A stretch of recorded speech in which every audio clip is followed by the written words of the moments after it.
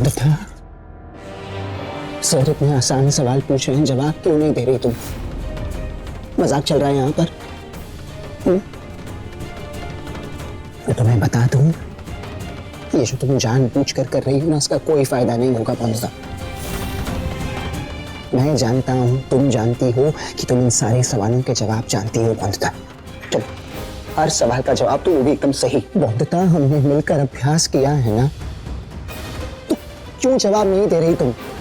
एक कमजोर बच्चे के साथ ऐसे बात नहीं करनी चाहिए मिस्टर अनिरुद्ध। हर बच्चे की सीखने की, लिखने की, पढ़ने की एक दिमागी क्षमता होती है।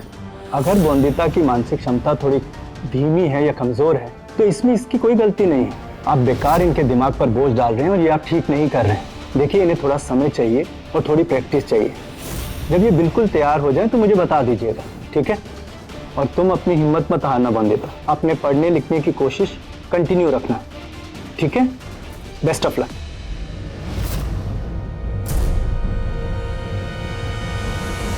सर एक मिनट, मेरी बात। सर जैसा आप समझ रहे हैं वैसा बिल्कुल नहीं।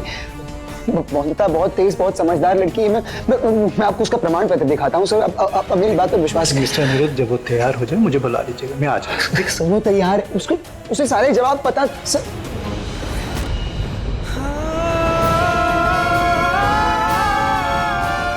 बंदिता, ये तुम्हें एक भी सवाल का जवाब नहीं पता था?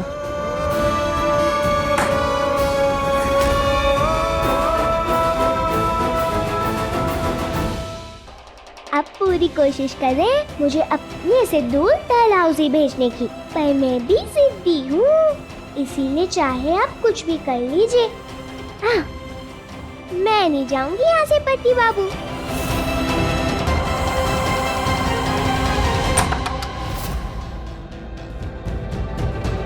एक सवाल का जवाब नहीं दिया बंदिता ने, जबकि सारे जवाब जानती थी वो। शांत अनिरुद्ध, दरवाजा बंद करो। गुस्सा आग की तरह होता है अनिरुद्ध, अगर संभाली ना जाए तो बस्तियां जला देती है, पर वही आग जब सही दिए पर लगे तो सही दिशा दिखाती है। अब देखो, मेरे अंग्रेजों की तरफ गुस्से ने मेरे अंदर आजादी के जज्बे को जन्म दिया ना, और अब वही गुस्सा मेरे आजाद देश की सुबह देखने के लक्ष्य की ओर लेकर जा रहा है मुझे।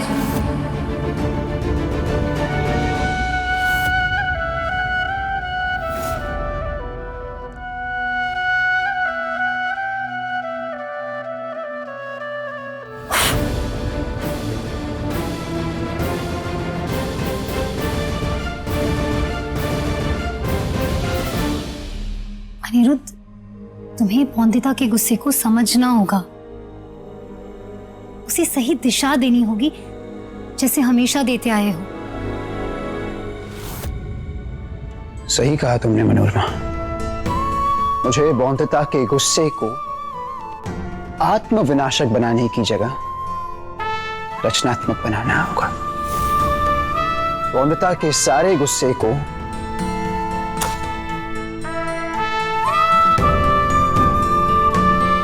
उसके लक्ष्य की ओर केंद्रित करना होगा, बैरिस्टर बाबू बनने की ओर। मैं बंदिता को जो जो समझाता हूं, बंदिता उसका बिल्कुल उल्टा, बिल्कुल विपरीत करती है ना, तो अब बंदिता का दांव बंदिता के साथ खेला जाएगा। रिवर्स साइकोलॉजी, विपरीत मानसिकता। विपरीत मानसिकता का उपयोग करके मैं बंदिता के गुस्से को बंदिता की ऊर्जा, बंदिता की शक्ति बनाऊंगा। मैं बंदिता को वो सूरज बनाऊंगा जो पूरी दुनिया को एक नया सवेरा देगी।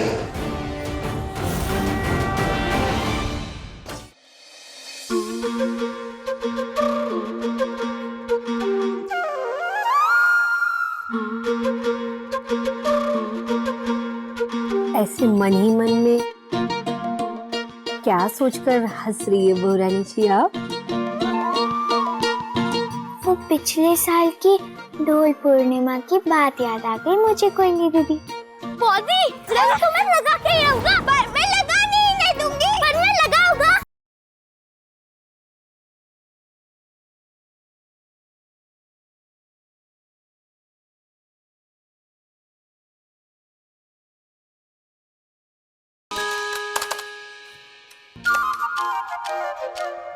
ये कोई जादू टोना है क्या पति बाबू? यहाँ आपकी उंगलियां टक टक चलती है और वहाँ झटपट से शब्द छप जाते हैं कागज पर। फिर यहाँ से तो खाली कागज जाता है, तो बाहर से छपके कैसे आता है? ये तो जादू हुआ ना? नहीं बॉन्दिता, ये कोई जादू नहीं, ये एक मशीन है और इस मशीन को टाइपराइटर कहते हैं। अब अगर हमें इतना कुछ कलम से लिखना हो तो कितना समय लग जाएगा ना लिखने में। तो ये बस हमारे उसी काम को आसान और गति तेज करने के लिए बनाया गया है।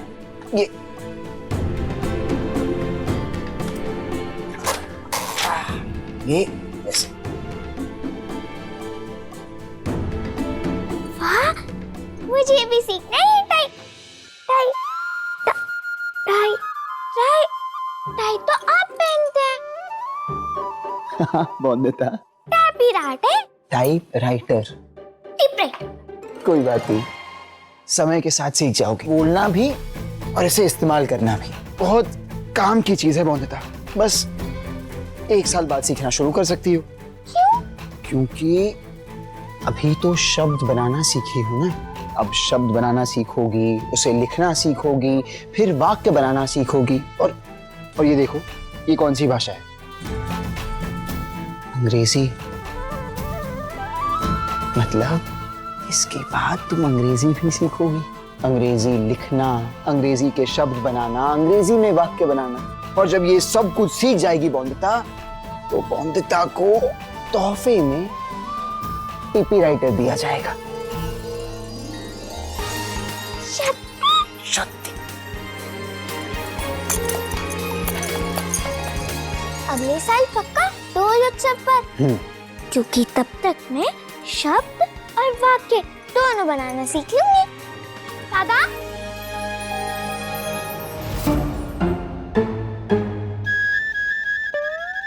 बोधिया आइए क्या? मुझे ना उसे रंग लगाना है। बटो, बॉन्दिता नहीं, बटो, बॉन्दिता तो यहाँ नहीं आई, शायद बाहर गई होगी, देख लो। बॉन्दिता, बाहर आओ। बटुक से भाग क्यों रही हो? क्योंकि रंगों से डर लगता है मुझे पति बाबू। रंगों से डर? हाँ, क्योंकि गांव में होली पर मेरे बछड़े पर किसी ने रंग लगा दिया, और आपको पता है उसके बाद वो कितने दिनों तक रोता ही रहा। बस तब से होली नहीं खेलती मैं, मुझे अच्छा नहीं लगता रंगों से खेलना। यहाँ रंगों से डर लग रहा है तुम्हें? मैंने क्या सिखाया था बॉन्दिता, याद है? हमारे मन में किसी चीज का भय नहीं होना चाहिए। और क्यों? क्योंकि भय हमें कमजोर बनाता है। और जानती हो, लोग हमारी कमजोरियों का फायदा उठाते हैं बॉन्दिता। और रंगों से क्या डरना बॉन्दिता? रंगों को तो जीवन में शामिल करना चाहिए। तुम्हारे कपड़ों में इतने सारे रंग होते हैं, माथे पर बिंदी का रंग, पैरों में आलते का रंग, मन में चंचलता का रंग, और अब तो तर्कों में शिक्षा का रंग भी आने लगा है।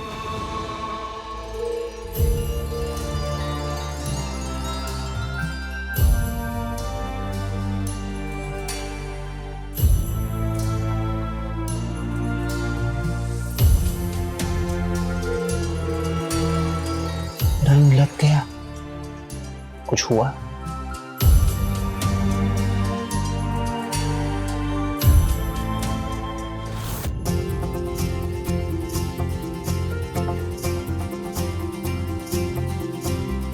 बापू।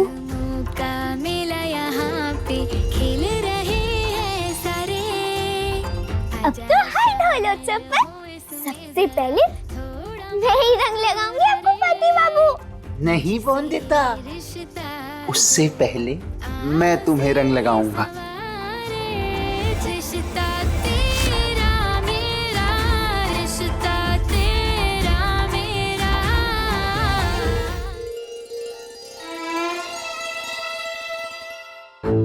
बहुरानी जी, बहुरानी जी, जी एक बात पूछूं मैं आपसे? जी पूछिए।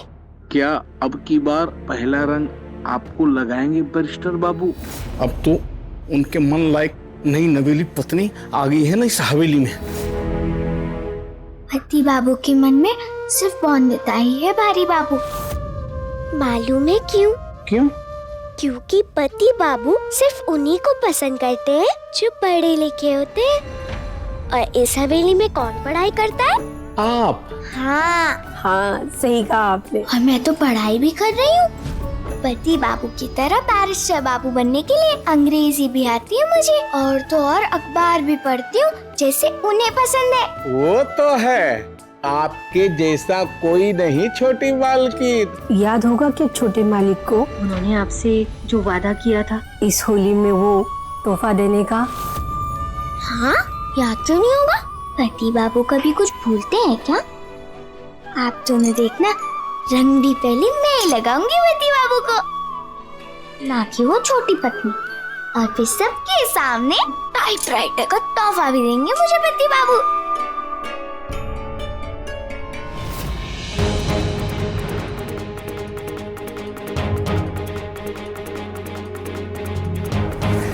छोटी पत्नी से पहले रंग मैं ही लगाऊंगी पति बाबू को।